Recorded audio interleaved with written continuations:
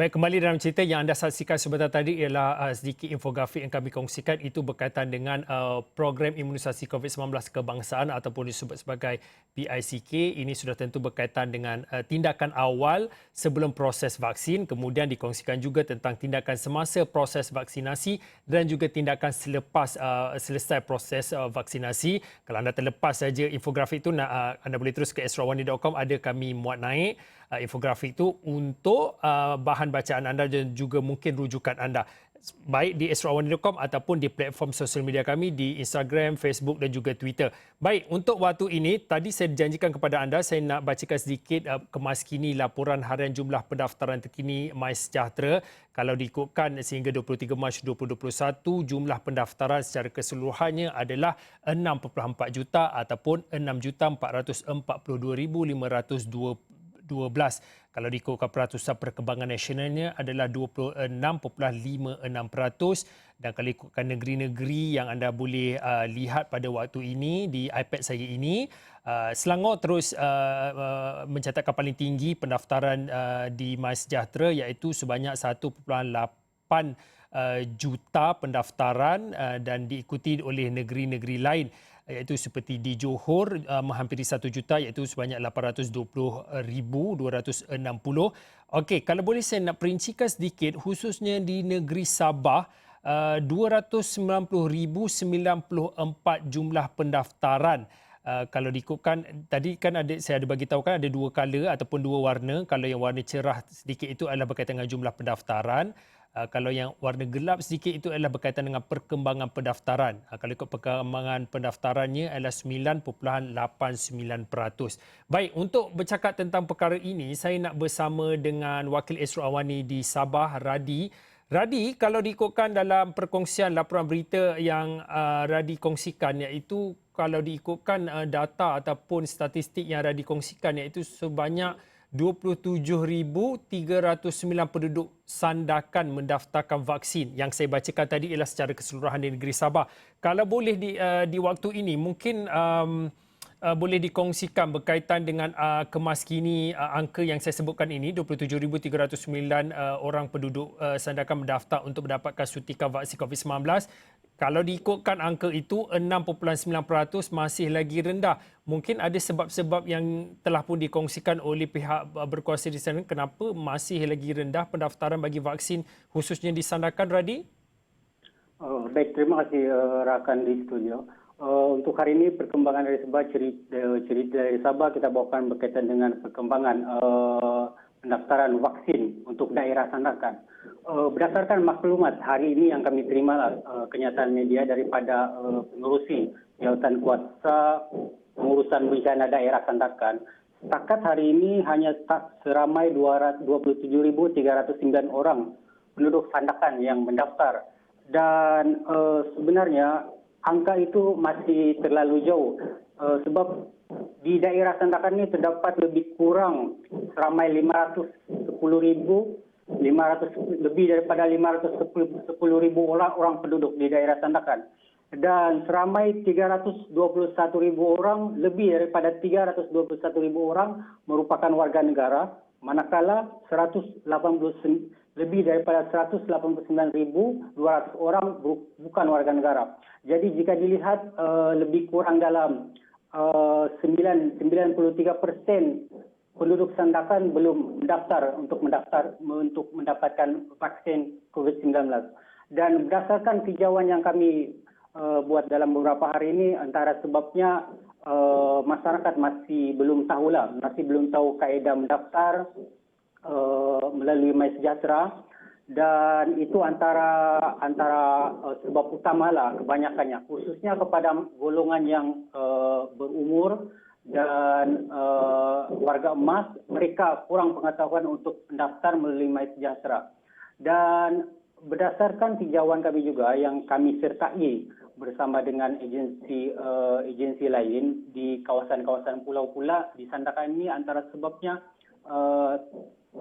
contohnya antara warga asing ini mereka tidak memiliki MySejahtera. Itu antara sebab pula bagi warga asing pula. Mereka tidak memiliki MySejahtera, disebabkan itu sukar untuk membuat pendaftaran. Mereka langsung tidak tahulah untuk mendaftar bagi mendapatkan vaksin tersebut. Zin. Radi, kalau boleh daripada apa yang Randi kongsikan, kalau secara keseluruhannya lebih pada 500,000 penduduk yang berada di Sandakan, sebahagian besarnya adalah warga negara, tetapi jumlah bagi bukan warga negara juga agak tinggi, dilaporkan lebih pada 189,000. Dalam masa yang sama tadi Radi ada kongsikan antara punca pendaftaran bagi untuk menerima vaksin ini adalah kerana bukan warga negara, mungkin ketiadaan aplikasi MySejahtera itu adalah salah satu halangan. Mungkin boleh dikongsikan pada waktu ini apa lagi inisiatif yang dilakukan oleh pihak berkuasa dalam mana untuk menggalakkan ataupun memberi pemahaman ataupun kesedaran kepada orang ramai berkaitan dengan pendaftaran vaksin. Kalau diikutkan dalam satu laporan yang dikongsikan oleh rakan Radi sendiri, Eleanor Patrick, yang mana kalau saya tunjukkan di iPad saya ini, pasukan khas digerakkan di pedalaman Sabah untuk menggalakkan pendaftaran vaksin. Dan ini adalah antara lain dipetik daripada apa yang disebutkan oleh Menteri Pembangunan Masyarakat dan Kesejahteraan Rakyat Sabah, Shah Helmi Yahya, yang mana mengatakan pasukan tersebut dianggotai pejabat daerah dan kaki tangah Jabatan Kesihatan Sabah bagi memastikan masyarakat di kawasan itu mendaftar sebagai penerima. Kalau boleh, Radi mungkin boleh kongsikan selain daripada apa yang disebutkan oleh Shah Helmi Yahya, iaitu Menteri Pembangunan Masyarakat di Sabah ini berkaitan dengan pasukan khas, apa lagi inisiatif yang dilakukan oleh pihak berkuasa ataupun daripada komuniti sendiri dalam mana untuk menggalakkan pendaftaran vaksin COVID-19 ini, Radi?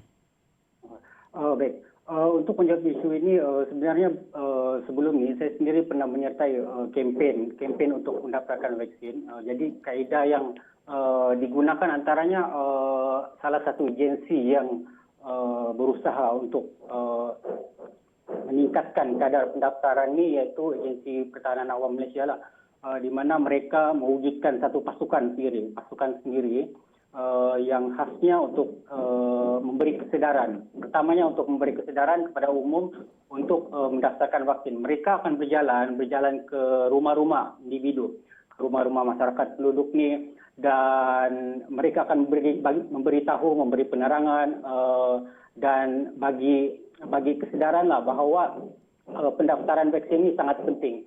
Itu antara kaedah yang Agensi Pertahanan Awam gunakanlah. Mereka pergi ke rumah, lepas tu bagi flyers begitu kepada orang ramai, dan kadang-kadang mereka turut membantu orang ramai untuk mendaftarkan vaksin itu melalui telefon.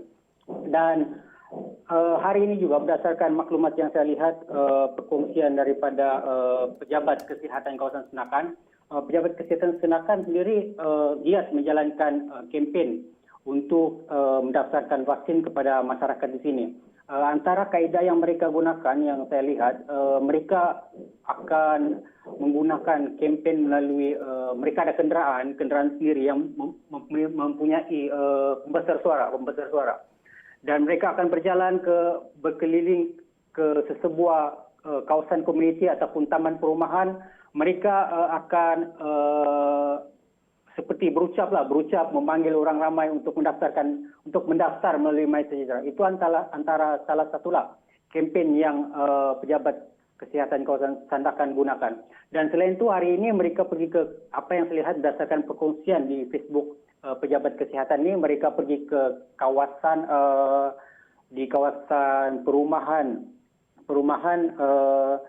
di Sri Taman Sandakan. Di sana mereka berjumpa terus dengan EJK masjid dan EJK dari masjid lain. Seterusnya mereka promosikan kempen tersebut di tempat masjid tersebut, sebab mereka faham masjid antara lokasi yang ramai orang kunjungi lah. Dan selain itu, apa yang saya lihat, pemimpin tempat di sini juga turut giat menjalankan kempen-kempen mereka. Ada yang mengadakan kempen secara terbuka daripada rumah ke rumah penduduk, dan ada juga yang mewujudkan kaunter seperti di pasar tertentu. Ini antara inisiatif pemimpin yang ada di Senakan lah. Mereka wujudkan meja di kawasan tertentu, di bandar-bandar tertentu untuk memudahkan orang ramai lebih sedar dan faham agar mendaftar untuk mendapatkan vaksin ini. Selain itu, pemimpin yang disendakan ini juga mereka sedar akan kepentingan mendapatkan vaksin ini. Mereka berkongsi melalui media sosial.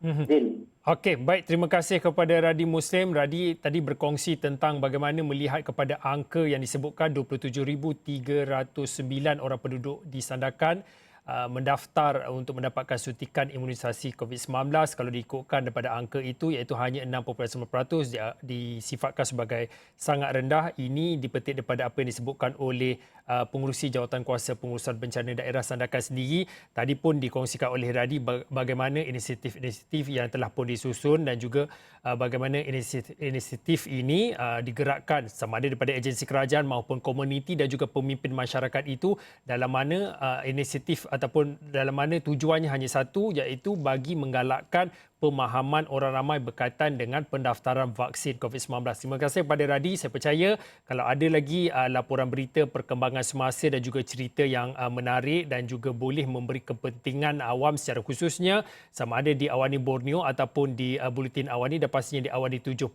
dan juga di esroawani.com. Saya kira itu saja untuk waktu ini. Saya Fauzian. Kita jumpa lagi.